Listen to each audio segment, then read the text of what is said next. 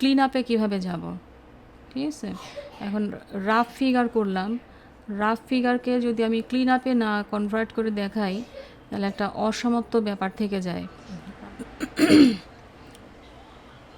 প্রথমে হচ্ছে head study, মাথার ড্রয়িংটা বের করে নিলাম। মাথার ড্রয়িংটা বের করে নিয়ে তারপর হচ্ছে ওর ফেসের যেই গঠনটা, সেই গঠনটাও হালকা একটু বের করে নিচ্ছি, যেহেতু আমরা ফেসের যে মাপটা শিখেছিলাম তাই না। আর 3/4 অ্যাঙ্গেল দিয়ে শুরু করছি, হ্যাঁ 3/4 অ্যাঙ্গেল, ওকে ম্যাম। হ্যাঁ ওকে 3/4 অ্যাঙ্গেল, হ্যাঁ ফ্রন্টও করব, স্টেপ বাই স্টেপ আসছি, ফ্রন্টও করব। আচ্ছা 3/4 অ্যাঙ্গেলের জন্য মাপটা নিয়ে নিলাম, হ্যাঁ। আচ্ছা তারপরে হচ্ছে চোখের লাইনটা দিয়ে নিলাম, কার্ভ লাইন, হ্যাঁ C curve, C curve, C curve, okay. তারপর হচ্ছে কানের জন্য যে মাপটা থাকলো চোখের বরাবর কানের লাইনটাও দিয়ে নিলাম। এরপরে হচ্ছে মুখমণ্ডলের লাইনটা আরেকটুখানি প্রমিনেন্ট করে নিলাম, ওকে। মাথার লাইনটা যেহেতু চুল, আমি চুলে পরে আসতেছি, তাহলে যেহেতু ডিটেল ওয়ার্কের মধ্যে চুল আসবে, আমি আগে পুরো ফিগারের লাইনগুলোতে আসি আগে, ঠিক আছে। ফিগারের লাইনগুলোতে আসি, তারপরে হচ্ছে আমরা ডিটেলে যাচ্ছি, ওকে। তারপরে হচ্ছে এটা হচ্ছে একটা বাচ্চা বয়সের ফিগারের মতো করছি আর কি। বাচ্চা বলতে টিনেজের বয়সের একটা ফিগার ড্রয়িং দিচ্ছি, আর বয়স্ক ফিগারও করব। শুরু করলাম এটা দিয়ে। আচ্ছা, তো গলার লাইনটা আসলো, এই যে পিছনে ঘাড়ের পিছন থেকে লাইনটা গলা, নেক লাইন, হ্যাঁ নেক লাইন। জি ম্যাম। তারপরে হচ্ছে থুতনি থেকে আরেকটু পিছন থেকে আসবে হচ্ছে সামনের নেক লাইন, নেক লাইন। আচ্ছা তারপরে হচ্ছে আমরা যে সিলিন্ডার, কেউ কেউ বলেছিল যে আমাকে সিলিন্ডার বা বক্স করে কাজ করা যায় কি না, তা বলছে যে এটা যার যার পার্সোনাল ইচ্ছা, যে সিলিন্ডার বা বক্স করে ড্রয়িং করার যায় কি না। তবে আমার মানে থেকে বলছি যে সিলিন্ডার বক্স থেকে করা থেকে অনেক ইজি হচ্ছে সহজ সরলভাবে ড্রয়িংগুলোকে বের করা, হ্যাঁ। সহজ সরলভাবে যদি আমরা কাজ করি, সিলিন্ডার বক্স নিয়ে কাজ করতে গেলে অনেক সময় পার্সপেক্টিভ চলে আসে, হ্যাঁ অনেক সময় না, বেশিরভাগ মানে ক্ষেত্রেই পার্সপেক্টিভের বিষয় থাকে, কারণ একটা ফিগারের মুভমেন্টের বিষয় থাকে, তো বিভিন্ন অ্যাঙ্গেলের বিষয় থাকে। তো ওই অ্যাঙ্গেল বা মুভমেন্টের বিষয় যদি থাকে তখন পার্সপেক্টিভ মিলায়ে সেই বক্স আর সিলিন্ডার ম্যাচ করাটা তখন কিন্তু টাফ হয়ে যায়।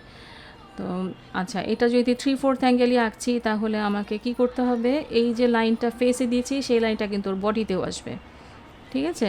ওর বডিতেও এই যে 3/4 অ্যাঙ্গেল জন্য মাঝখানে যেই ওর বুকের মাঝখান থেকে যেই লাইনটা আসবে পাথ লাইন, সেটা বের করলাম, ওকে। আচ্ছা পাথ লাইনটাকে এখন ওর যেহেতু পেটের কাছটা কিন্তু একটু এরকম একটা এস কার্ভ আসবে, যেহেতু আমাদের চেস্ট লাইন উঁচু থাকে, উত্তল অংশ থাকে কনভেক্স, হ্যাঁ, আর আমাদের নাভি বরাবর অংশটা থাকে কনকেভ। তো কনকেভ এবং কনভেক্সের কারণে উত্তল এবং অবতল অংশটা এখানে আমরা বের করে নিলাম। আপাতত টর্সো পর্যন্ত আসছি, এই পর্যন্ত, হ্যাঁ। জি এরপরে ম্যাম। হচ্ছে হ্যাঁ রিব কেস। আচ্ছা রিব কেসটা যদি আমি এখন একদম সিম্পল ফর্মে, হ্যাঁ সিম্পল ফর্মে যদি আসি, রিব কেসটা হচ্ছে এই পর্যন্ত, আর এখান থেকে যদি 3/4 দেখি তাহলে এই পর্যন্ত, ঠিক আছে। Rib case. আচ্ছা রিব কেস পর্যন্ত যদি আসি, এইবার হচ্ছে রিব কেসের পরে ওর মেরুদণ্ড, মেরুদণ্ড নিশ্চয়ই এই কার্ভে আসবে, হ্যাঁ। মেরুদণ্ডটা আমরা এখানে মানে আঁকছি না কিন্তু বলছি, ঠিক আছে, বলছি যে এইখান থেকে মেরুদণ্ডটা ওই কার্ভ মেনটেন করে আসবে, কারণ আমরা যখন প্রোফাইল ফিগার দেখি তখন মেরুদণ্ডটা কি থাকে, পিছনের দিকে বাঁকা দেখি না আমরা, হ্যাঁ এসকার্ভ থাকে জি না, ম্যাম। হ্যাঁ সেই জি ম্যাম। এসকার্ভ, হ্যাঁ এসকার্ভের এই যে হালকা করে একটা লাইন দিয়ে আমরা জেস্টারটা নিয়ে নিলাম, ওকে। রিব কেসটা যখন আমাদের হয়ে যাবে, রিব কেসের পরে এইবার হচ্ছে আমি ওর হাতের যেই বলসগুলো আমি আগে দিয়ে নিই, হাতের দুই পাশের বলস, এটা পিছনে ঢেকে গেছে কিন্তু কিছুটা, যেহেতু ওর কিছু অংশ আমরা দেখতে পাবো, কিছু অংশ দেখতে পাবো না, 3/4 অ্যাঙ্গেল, হ্যাঁ এই অংশটা দেখতে পাবো না, এটা মুছে দিব একটু পরে, জাস্ট আঁকছি। আপনারাও আঁকেন, যারা যারা আমার সাথে সাথে আছেন আপনারা একটু আঁকতে থাকেন, আঁকলে সাথে সাথে আগানো যাবে। হ্যাঁ, আচ্ছা। এরপরে হচ্ছে রিব কেস থেকে যদি আমি কন্টিনিউশনে চলে যাই, কন্টিনিউশন হচ্ছে ওর কোমরের অংশটা। হ্যাঁ, কন্টিনিউশন হচ্ছে ওর এখান থেকে এই যে রিব কেসটা আসছে উত্তল অংশ, এই উত্তল অংশটা এই সাথে এই লাইনের সাথে ম্যাচ করলো। ঠিক আছে, এই যে এস কার্ভ, এস কার্ভের সাথে ম্যাচ করে ওর প্যালভিসটাকে, প্যালভিসটা আবার কি, প্যালভিস হচ্ছে উত্তল অংশ, হ্যাঁ, উঁচু অংশ বা স্ফীত অংশ। স্ফীত অংশ যখন আসবে তখন আরেকটু চওড়া করে দিই।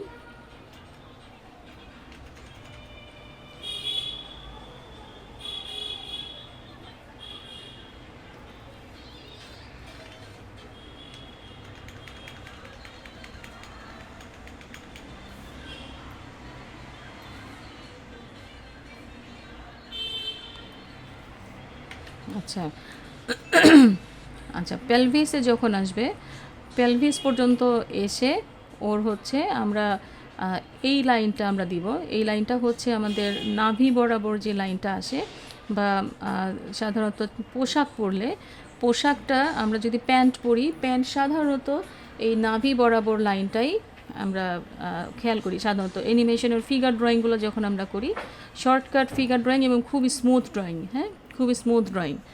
তো এই লাইনটা তখন আমরা কিন্তু এইভাবে রাফলি দিয়ে দিই। রাফ দেওয়ার পরে তারপরে হচ্ছে ওর পেলভিসে থেকে থাই বরাবর, থাইটা এই পর্যন্ত আসবে। এটা মেয়ে ফিগার না, এটা ছেলে ফিগার যদি করি তাহলে পাছা তো মোটা হবে না, হিপ আরও কমবে। আচ্ছা,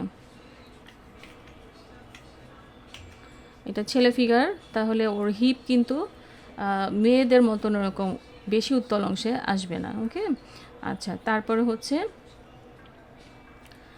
ওর থাই বরাবর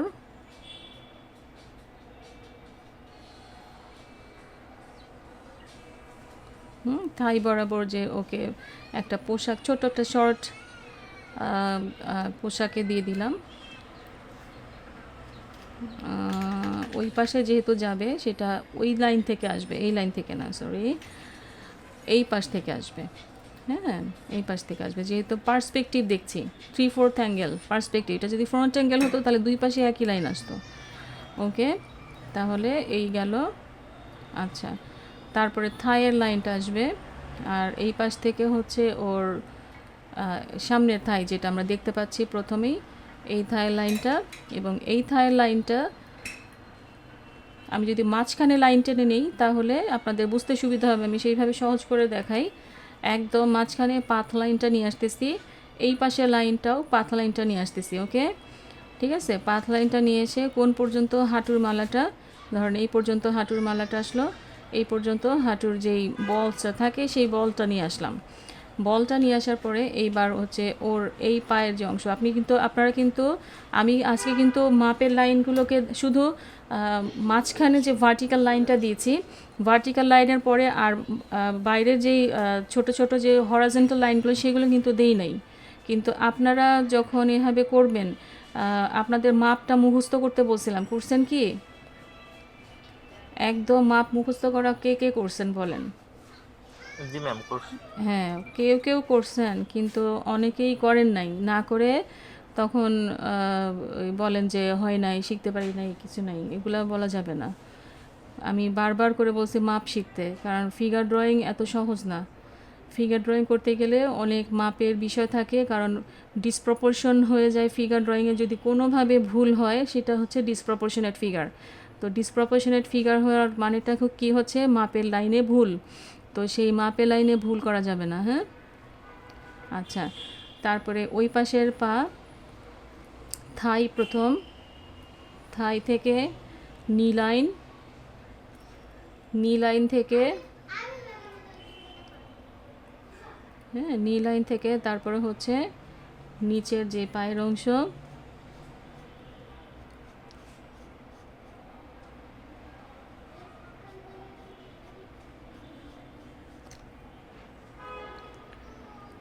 আচ্ছা, তারপরে হচ্ছে ওর ফিট।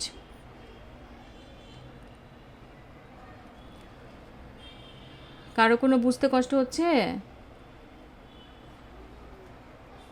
জি না ম্যাম। আরও দুইজন আছে, কোনো অ্যান্সার দিচ্ছে না, কথা নাই, কথা বলতে হবে তো। না ম্যাম, বুঝতেছি। হ্যাঁ হ্যাঁ, আচ্ছা, এতদিনের লাইন মোটামুটি প্র্যাকটিস আসছে না? জি ম্যাম, অনেকটাই। হ্যাঁ, মাশাআল্লাহ। লাইন প্র্যাকটিসটা এই কয়দিন করে আমি তো বলেছিলাম যে আজীবন রাখতে হয় লাইন প্র্যাকটিস। আমি নিজেই কতদিন লাইন প্র্যাকটিস করি নাই। যেহেতু আমার প্রফেশন একটু অন্যদিকে কনভার্ট করে ফেলছিলাম, সেখান থেকে আবারও ড্রয়িংয়ে ফিরে আসা। হ্যাঁ, তো আহ, একটু লাইনের দুর্বলতা আমার ভিতরেও কাজ করে, কিন্তু মূল যেই রুলস গ্রামার সেগুলো সম্পর্কে আমার খুব ভালো আইডিয়া, আলহামদুলিল্লাহ। এগুলো সম্পর্কে আমার কোনো রকম কনফিউশন নাই, যার কারণে আপনারা যদি লাইনগুলো প্র্যাকটিসে থাকেন আমি ওইগুলো আপনাদেরকে ঢেলে দিয়ে দিব। ইনশাল্লাহ অনেক ভালো কিছু আপনারা পাবেন, ঠিক আছে? আচ্ছা, তাহলে পাথ লাইন, মাঝখানে যে আমরা লাইন অফ অ্যাকশন, যেটা প্রথম, যেটা আর কি হরাজেন্টাল ভার্টিক্যাল লাইনটা যেটা দিয়ে নিছিলাম, সেই লাইনের উপরে দাঁড়িয়ে আছে, তাহলে ওর ফিগারটা হেলে যাওয়ার ভয় নাই, পড়ে যাওয়ার ভয় নাই, ঠিক আছে? পড়ে যাওয়ার ভয় নাই, কারণ ওর লাইনটা স্ট্রেট লাইনের উপরে দাঁড়ানো। এই মাঝখানের ভার্টিক্যাল লাইনটা আপনারা সবসময় ইউজ করবেন, ওকে? ভার্টিক্যাল লাইনটা ইউজ করবেন। ভার্টিক্যাল লাইনটা ইউজ করার পরে তারপরে হচ্ছে আপনাদের সুবিধার্থে আপনারা মাঝখানে হরাজেন্টাল লাইনগুলো দিবেন কি দিবেন না, সেটা হচ্ছে আপনাদের প্র্যাকটিসই বলে দিবে, ঠিক আছে? প্র্যাকটিস হচ্ছে বলে দিবে যে আপনারা সেই লাইনগুলো দিবেন কি দিবেন না। কিন্তু আমি দিলাম না বলে আপনারা দিবেন না, সেটা যেন না হয়। ভালো করে সেটা করবেন। আচ্ছা, এবার হাতের কাছে চলে আসি। হাত হচ্ছে আমি স্ট্রেট লাইন, যেমন পায়ের স্ট্রেট লাইনটা দিয়ে দেখালাম, ঠিক হাতের স্ট্রেট লাইনটা নিয়ে দেখাচ্ছি। এই পর্যন্ত এসে আমাদের কোমর বরাবর হচ্ছে এলবো, হ্যাঁ, কনুই। তারপরে হচ্ছে তার হাত আসলো এবং কবজি, কবজি থেকে তারপরে হচ্ছে তার যে হাতটুকু আসবে সেটা থাই পর্যন্ত, থায়ের নিচে পর্যন্ত কিন্তু যাবে না, বা থায়ের উপরেও কিন্তু উঠবে না। হ্যাঁ, তাহলে হচ্ছে মাপের সঠিক নিয়মটা হিসাবে ঠিক থাকবে। তা না হলে কিন্তু এটা কি হবে, ছোট বড় হয়ে যাবে। হাত ছোট বড় হয়ে গেলে তখন কি ডিসপ্রপোর্শন না, ওটা তখন একদম কমপ্লিটলি ডিসপ্রপোর্শন হয়ে যাবে। সুতরাং ফিগারের মাপের বিষয়টা সবসময় খুব সতর্ক, সবসময় সতর্ক, কারণ অন্যান্য যা কিছু গ্রামাটিক্যাল ওয়ে ছাড়া আমি যদি একটা ল্যান্ডস্কেপ আঁকি, সেখানে হচ্ছে ইয়ে থাকে, শেপসগুলো হচ্ছে ইরেগুলার শেপসের মধ্যে আমরা চলে যাই, তাই না? ইরেগুলার শেপসের মধ্যে যখন যাই একটা গাছ আঁকতে গেলে বা প্রকৃতির ল্যান্ডের বিভিন্ন বিষয় যখন আঁকতে যাই, তখন সেটা যেমনই আঁকি না কেন হয়ে যায় বিষয়টা। কিন্তু ফিগার ড্রয়িংয়ের ক্ষেত্রে কিন্তু একদমই খুব মাপজোকের বিষয়ে সতর্ক। ওই সতর্কতার কারণেই আমরা প্রথম থেকে জোর দিচ্ছিলাম যে যেই মাপগুলো দিয়েছিলাম সেই মাপগুলো শেখার কারণে।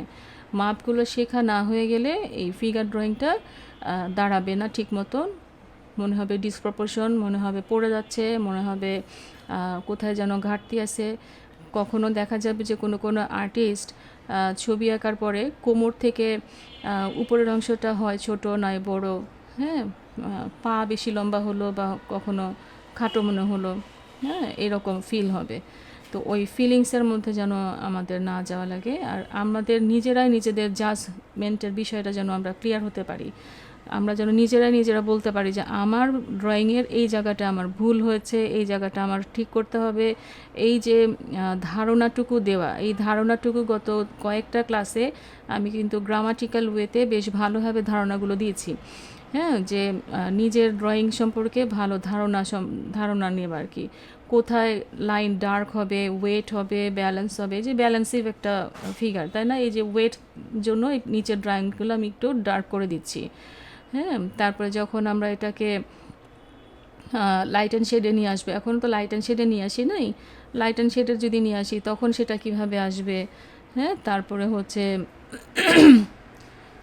আরও যেই জিনিসগুলো আমরা শিখে আসছি সেগুলো তখন অ্যাপ্লাই করা যাবে, সহজে অ্যাপ্লাই। পাশাপাশি অন্য কোনো ফিগার যদি থাকে সেই ফিগারগুলোকে আমরা কিভাবে তখন তার সাথে অ্যাড করতে পারবো।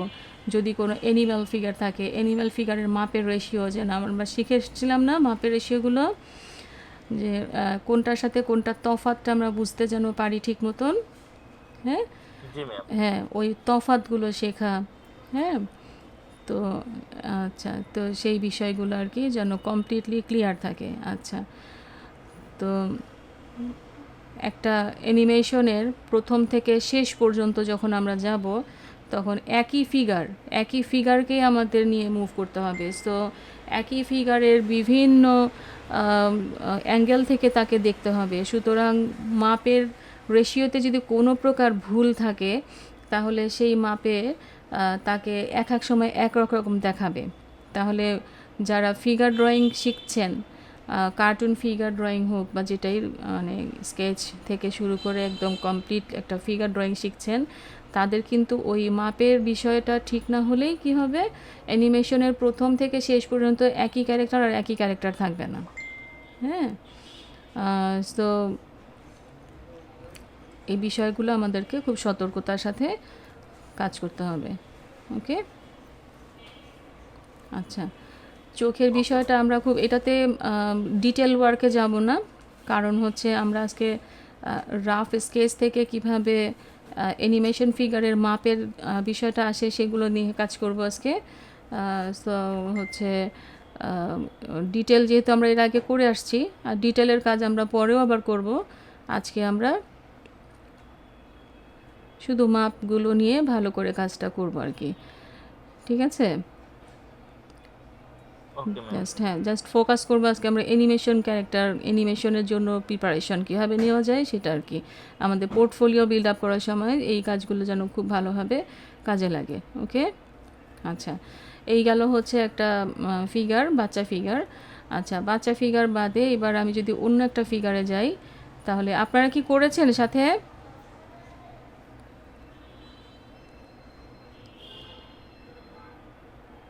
সবাই করেছেন? আমাদের এখানে কি আরও কেউ জয়েন করেছে? জি ম্যাম করছি, হ্যাঁ জয়েন করছে। আর এখানে আমরা আছি 1 2 3 4 5 6 জন এখন। আচ্ছা, 7 জন। 7 জন।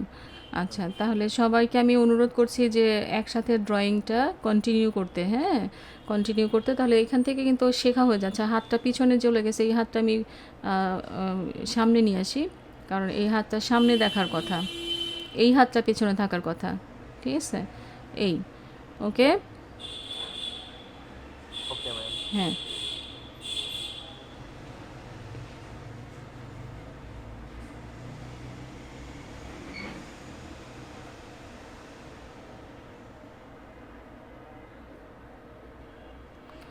ওকে। এটা রাফ স্টাডি থেকে এখান থেকে আমরা কীভাবে কনভার্ট করে এটাকে ইয়েতে নিয়ে গিয়ে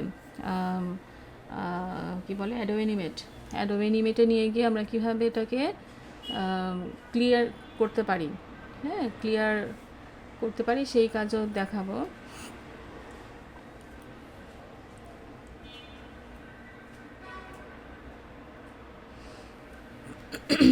আচ্ছা, এবার হচ্ছে বক্স লাইন দিয়ে যদি আমরা একটা ক্যারেক্টার করি, বক্স লাইন দিয়ে যদি ক্যারেক্টার, মানে আজকে আমি কয়েক রকমভাবে দেখাচ্ছি। হ্যাঁ, অ্যানিমেশনের জন্য প্রিপারেশন, যার যেটা ভালো লাগে সে সেইভাবে মানে কন্টিনিউ করবেন, বাসায় প্র্যাকটিস করবেন। ঠিক আছে, তো এইটা হচ্ছে আমি যে স্টাইলে কাজ করে আসতাম অনেক বছর ধরে, অ্যানিমেশন ফিল্ডে যত বছর কাজ করে আসছি, এইরকম রিপ কেসটা করে এইভাবে ফিগারের মাথা, এইভাবে বডির জেস্চারগুলো নিয়ে, হ্যাঁ, এইভাবে কাজগুলো করে আসছে এত বছর। এটা হচ্ছে সেই নিয়মটা। আর বক্স বা সিলিন্ডার নিয়ে কাজ করার ক্ষেত্রে আমার আমার আপত্তি থাকতো, কারণ হচ্ছে আমি খুব বিরক্ত হতাম, আমার ভালো লাগতো না। কারণ এই পার্সপেক্টিভ মিলাতে টিলাতে গেলে তখন আর একটা বর্ডারনেস কাজ করতো। তো যাই হোক, এখানে আমি আরেকটা ফিগার শুরু করার জন্য প্রথমেই কি করলাম, লাইন দিয়ে নিলাম। আচ্ছা, লাইনটা আমি এই লেয়ারে নিয়েছিলাম। ওকে, তো প্রথমে কি করব, এটা হচ্ছে, এটাও 3/4 অ্যাঙ্গেল থেকেই করি। বক্স লাইন যেহেতু বক্স দিয়ে করতেছি, তাহলে 3/4 অ্যাঙ্গেল থেকে করাটাই মনে হয় ভালো হবে, কারণ হচ্ছে পার্সপেক্টিভের বিষয়টা তাহলে আমি একটু ক্লিয়ার সাজেশনটা দিতে পারবো। ঠিক আছে, আর যদি বক্স লাইনগুলো দিয়ে যদি আমি ফ্রন্ট থেকে করি, তাহলে পার্সপেক্টিভের বিষয় থাকে না। পার্সপেক্টিভের বিষয় তাহলে সোজা সরল কাজ থাকবে। তো পার্সপেক্টিভের বিষয় যদি আসে, তাহলে বক্স লাইন দিয়ে করে 3/4 অ্যাঙ্গেল থেকে করাটাই বেটার। সো আমি শুরু করলাম, আপনারা আমার সাথে সাথে শুরু করেন। হ্যাঁ, আচ্ছা। হেডলাইন, হেডলাইনের পরে হচ্ছে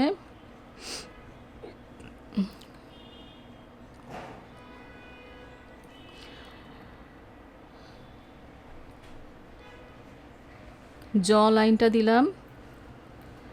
জ লাইনটা দিয়ে এটা, জ লাইনটা দেওয়ার পরে এখানে কার্ভটা খুব সুন্দর। আচ্ছা, এখন খুব ডিটেল না যাই, ডিটেল আমি পরে করছি। ডিটেলে যদি যাই তাহলে হচ্ছে ইয়েতে নিয়ে যাব, ওই ফিগারগুলোকে অ্যাডোব অ্যানিমেটে নিয়ে গিয়ে কনভার্ট করে দিব। ওকে, ওকে ম্যাম। হ্যাঁ, কারণ অনেকেই আছে যারা হচ্ছে একদম ডিটেল কীভাবে লাইন কনভার্ট করে বের করে নিয়ে আসতে হয় উইথ ড্রেস, এই বিষয়টা এখনও হয়তো ক্লিয়ার না। যারা ক্লিয়ার না তাদেরও শেখা হয়ে যাবে একই সাথে, ঠিক আছে? ওকে, আচ্ছা। তারপরে হচ্ছে নাকের লাইন এবং তার ঠোঁটের লাইন। হ্যাঁ, মাপটা কিন্তু আপনারা মাপটা দিয়ে নিতে পারেন যদি মাপের বিষয়ে যদি কনফিউশন থাকে। আমি এখানে শুধুমাত্র ভার্টিক্যালটা দিচ্ছি, হরাজেন্টালগুলো দিচ্ছি না। কিন্তু আপনাদের যদি মাপের বিষয়ে কোনো আপত্তি থাকে, সমস্যা থাকে, তাহলে অবশ্যই নিজেরা মাপের লাইনটা দিয়ে নেবেন, ঠিক আছে? আমি বারবার করে মাপগুলো শিখতে বলছি। মাপগুলো শেখা হলে আর লাইন ড্রয়িংটা যদি ক্লিয়ার থাকে, একদম fresh line drawing, free hand line drawing. আমি কতদিন করে বলছি বাসায় বারবার প্র্যাকটিস করতে ফ্রি হ্যান্ড লাইন ড্রয়িংয়ের জন্য। তো ফ্রি হ্যান্ড লাইন ড্রয়িং যদি প্র্যাকটিস ঠিক থাকে তাহলে এই বিষয়টা আমার আর খুব বেশি ফোর্স করতে হবে না। হ্যাঁ, আচ্ছা। গলার লাইন দিলাম। গলার লাইন দেওয়ার পরে তারপরে হচ্ছে তার, আচ্ছা, গলাটা এখানে নিয়ে আসি আর একটু।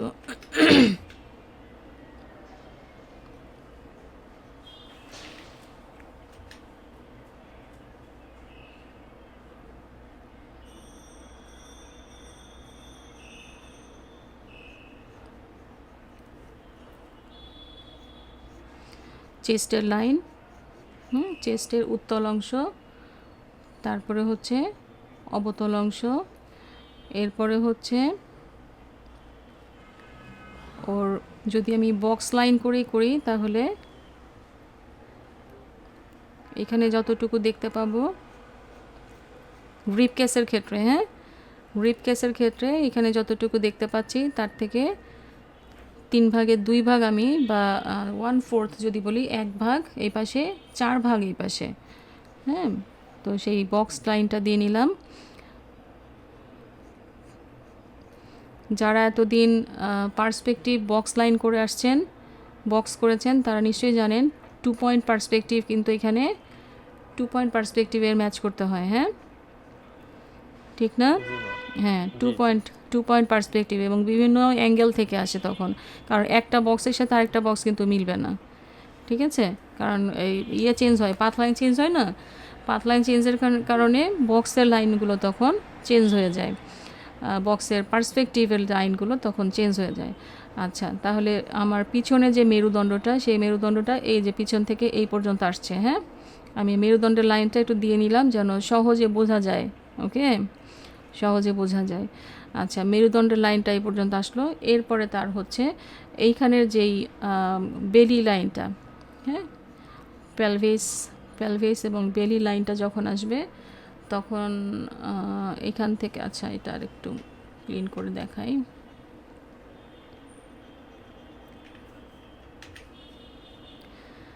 আচ্ছা, এখানে তার হাতে শোল্ডারে যে এটা দিলাম, এর পাশে আসলো।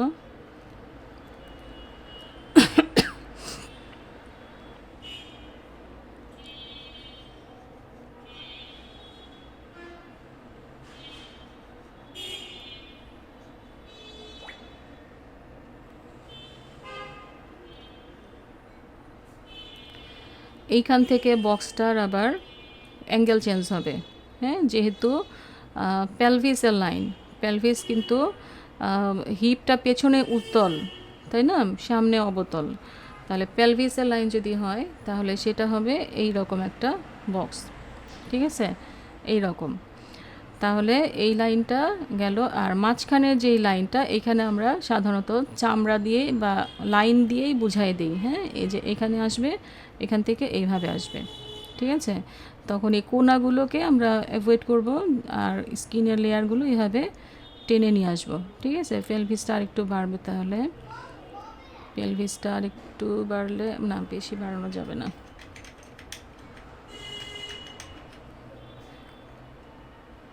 এই পর্যন্তই থাকলো।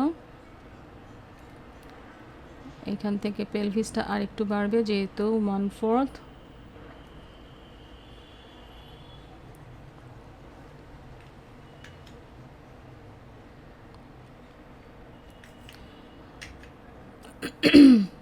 আচ্ছা, পেলভিসের লাইন এই পর্যন্ত আসলো। এইটার অ্যাঙ্গেল কিন্তু চেঞ্জ হয়ে গেল। হ্যাঁ, এটার অ্যাঙ্গেলটা চেঞ্জ হয়ে গেল। এটা 2 পয়েন্ট পার্সপেক্টিভ যদি হয়ে থাকে, এই পয়েন্টের পার্সপেক্টিভ আর এই পয়েন্টের পার্সপেক্টিভ কি মিলবে? জি না ম্যাম। হ্যাঁ, পয়েন্টের পার্সপেক্টিভ দুই পয়েন্টে দুইটা পয়েন্ট আলাদা আলাদা হয়ে গেল। এইভাবে আমাদেরকে পার্সপেক্টিভ মিলাতে হয়, ঠিক আছে? তাহলে পার্সপেক্টিভ এখানে মিলালাম। এইবার হচ্ছে পায়ের লাইনগুলো যদি আমি আসি, থাইয়ের লাইন, থাই হচ্ছে এখান থেকে আসলো। থাইয়ের জন্য যে ডিস্ক প্লেট যেটাকে আমরা বলি, ডিস্ক প্লেট, হ্যাঁ, এই দুইটা হচ্ছে ডিস্ক প্লেট। ডিস্ক প্লেটের পরে আমরা হচ্ছে থাইয়ের লাইনটা আসবো। থাইয়ের লাইনটা আসার আগে এখানে একটা ট্রায়াঙ্গেল একটা শেপ থাকে। হ্যাঁ, ওই ট্রায়াঙ্গেল শেপটাকে নিয়ে আসলাম। হ্যাঁ, ট্রায়াঙ্গেল শেপটাকে নিয়ে আসলাম। তাহলে একই সাথে শেপসগুলো এখানে ইউজ হচ্ছে। শেপসগুলো হচ্ছে কি হলো, বক্স, তারপরে হচ্ছে বক্স বলতে স্কোয়ার, ট্রায়াঙ্গেল, সার্কেল, সবগুলো এখানে কিন্তু আসছে। হ্যাঁ, এবার ডিস্ক প্লেটটা নিলাম। আমাদের সবারই কিন্তু যারা হচ্ছে অ্যানাটমি কখনো প্র্যাকটিস করেছেন বা দেখেছেন কিনা জানি না, অ্যানাটমি প্র্যাকটিস করলে কিন্তু এই ডিস্ক প্লেটটা আপনাদের মনে থাকার কথা। ডিস্ক প্লেটটা থাকে আমাদের পায়ের এই কোমরের অংশে, ডিস্ক বলে এটাকে। হ্যাঁ, আচ্ছা, তারপরে হচ্ছে এইখানে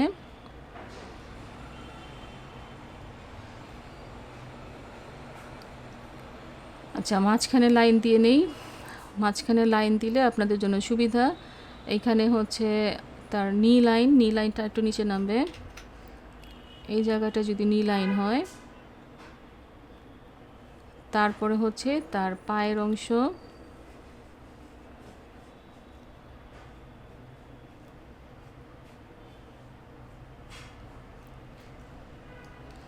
আচ্ছা এই পায়ের যে পেলভিস থেকে এখান থেকে বক্স যদি টানি, আগে মাঝখানের লাইনটা যদি টেনে নেই, এইখানে তার হচ্ছে নি,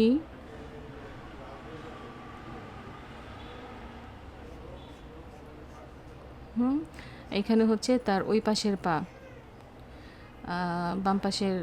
বাম পাশ, আমার থেকে ডান পাশ হবে আর কি, ডান পাশের পা। আচ্ছা, এবার হচ্ছে ওর হাতের লাইনটা দেই। আচ্ছা, পাটা শেষ করে দিয়ে তারপরে হাতে যাচ্ছি, যেটা যখন আসছে। আচ্ছা, এখানে একটু উত্তল থাকে, যেহেতু মাসল থাকে, মাসলের কারণে উত্তল অংশ। তারপরে হচ্ছে হাঁটুর বক্সটা, এখানে যদি আমি বক্স থাকি অথবা যদি সহজ লাইনে যদি সহজ সরলভাবে দেখাই দেই, তাহলে এইখানে যেটুকু থাকে তারপরে কিন্তু আবার উত্তল, তারপরে হচ্ছে এটা হচ্ছে বিপরীত দিকে থাকে। হ্যাঁ, এই দিকে যেটা উত্তল থাকে, এই দিকে সেটা বিপরীত অ্যাকশন লাইন থাকে। আচ্ছা, তারপরে হচ্ছে তার গোড়ালি, হিল এবং টো। হ্যাঁ, আচ্ছা, এই পাশের পাটাও আঁকছেন আমার সাথে সবাই, নাকি শুধু দেখছেন? আঁকতে হবে কিন্তু। জি ম্যাম। হ্যাঁ, আঁকতে হবে। হ্যাঁ, আঁকলে আমার ব্রাশটা কি এরকম গ্রান্জি একটা আসছে ফিলিংস, তখন আরেকজনের গ্রান্জি টেস্ট নিয়ে আসছে এখানে, বুঝতে পারছি। ভাঙা ভাঙা লাইন।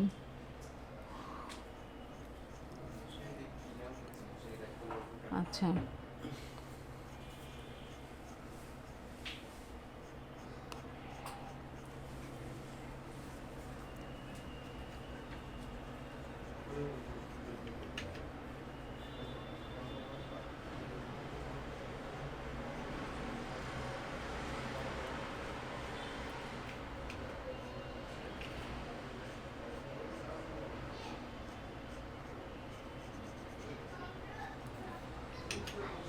আচ্ছা, তারপরে হচ্ছে এর পাটা থাকবে ফ্রন্টে 3/4 অ্যাঙ্গেল যেহেতু, আর ওই পাশে পা থাকবে হচ্ছে 3/4 অ্যাঙ্গেলের সেমি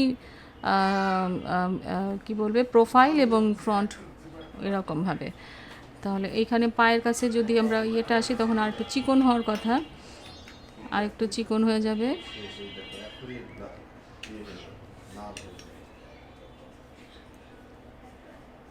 ওকে,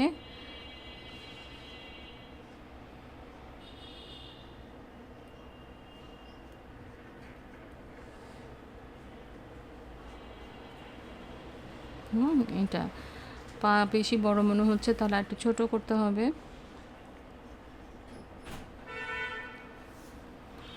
ওকে,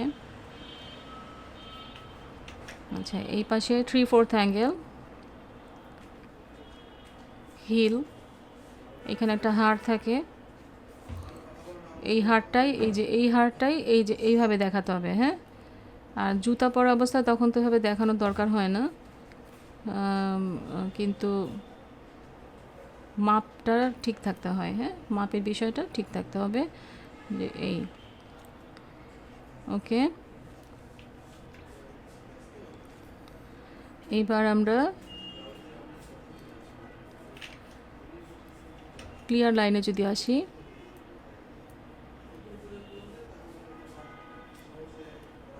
হ্যাঁ, যারা হচ্ছে বক্স দিয়ে করতে চায় তারা এই লাইনগুলো তখন বের করবেন। হ্যাঁ, এই যে এই লাইন, এই যে পেটের লাইন, পেটের লাইনের পরে হচ্ছে তারপর হচ্ছে বেলি লাইন থেকে প্যালভিসের লাইন, এখানে হচ্ছে থাইয়ের লাইন,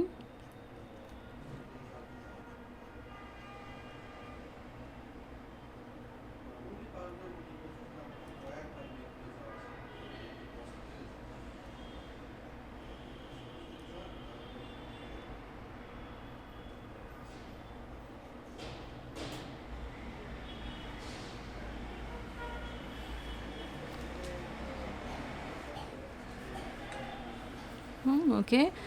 তারপরে হচ্ছে তার হাতের লাইনটাও আগের মতো যদি আমি পাত লাইনটা টেনে নেই, এখানে হচ্ছে তার কনুই বা এলবো লাইনের পরে তারপর হচ্ছে তার হাত, এবং হাতের কবজিটা এরকম জায়গায় আসলো, কবজিটার পরে তারপরে হচ্ছে তার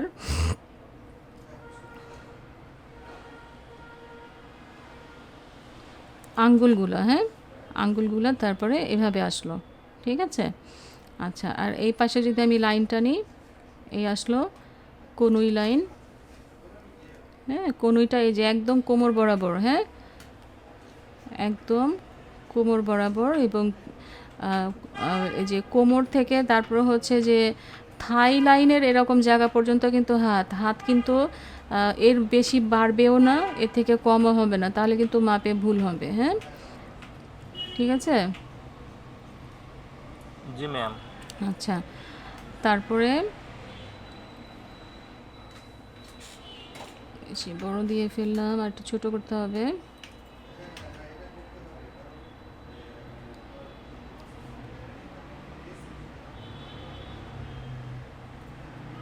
হ্যাঁ, এই এখন হচ্ছে ওর আউটলাইনটা যদি আসে,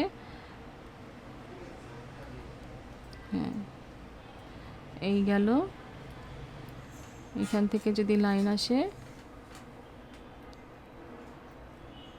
এই গেল। হ্যাঁ, আচ্ছা, এখন আমার দরকার হচ্ছে এটাকেই ক্লিন আপে কীভাবে যাব, ঠিক আছে। এখন রাফ ফিগার করলাম, রাফ ফিগারকে যদি আমি ক্লিন আপে না কনভার্ট করে দেখাই, তাহলে একটা অসমাপ্ত ব্যাপার থেকে যায়।